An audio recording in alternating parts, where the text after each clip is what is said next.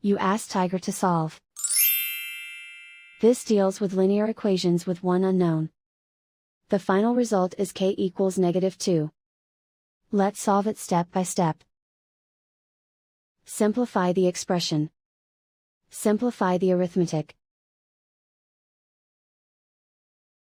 Group all k terms on the left side of the equation.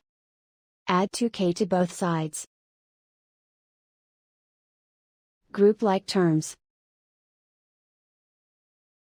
Simplify the arithmetic. Group like terms. Simplify the arithmetic. Group all constants on the right side of the equation. Add 6 to both sides. Simplify the arithmetic.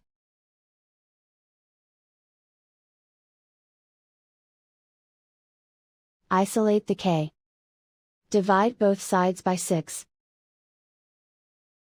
Simplify the fraction.